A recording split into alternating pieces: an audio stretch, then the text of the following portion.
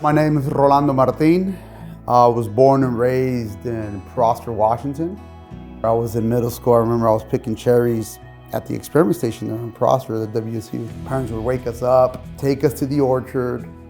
We would help them pick, like, for example, in cherries, we would help them pick, whatever we can reach, right, from the ground.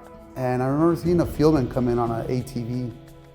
And, I remember thinking to myself, it's like, he's not picking cherries. He's kind of telling us, okay, it's time to pick, it's not time to pick. I was like, that's kind of like what I would like to do. And so since middle school, I remember I had that in my mind.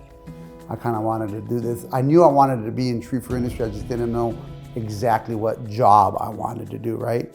And so I kept wanting to finish high school, took a year off after high school. It took 6 months of me working on my mom's home daycare to kind of figure out that, hey, I better go to school.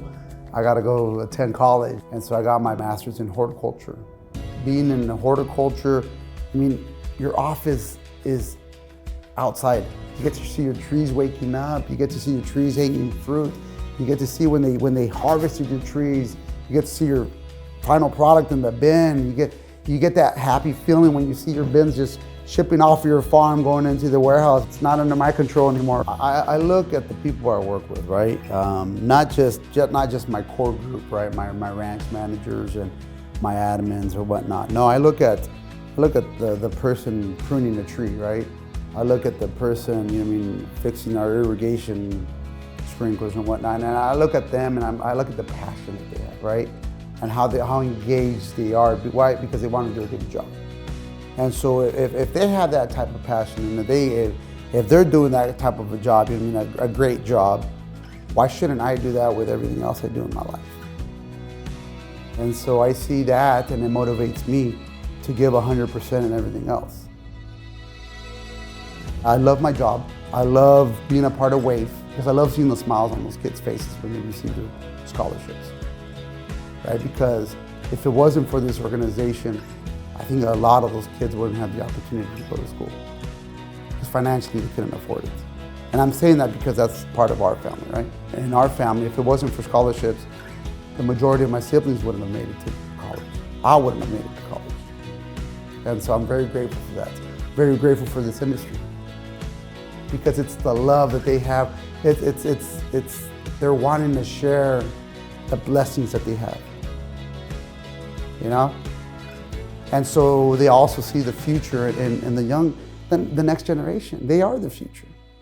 And so if we're not doing our part and supporting them, then what are we doing?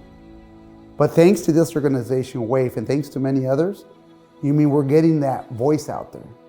We're getting that voice into the schools. We're having those meetings with parents. Kids are wanting to go to college. And again, they are our future. And if we want this industry to thrive, we need to be supportive. Not so much just in donating a dollar amount, but donating our time as well. And I think as an industry, we do such a good job of that. We give out, more than 300 scholarships last year?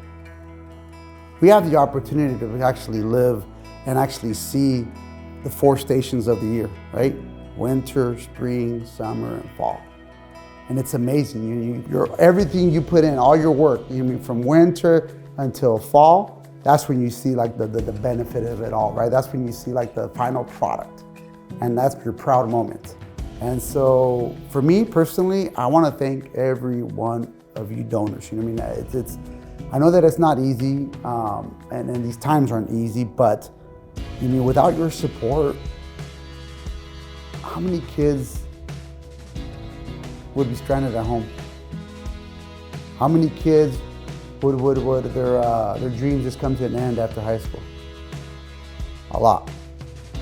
Without the donors, that wouldn't be possible.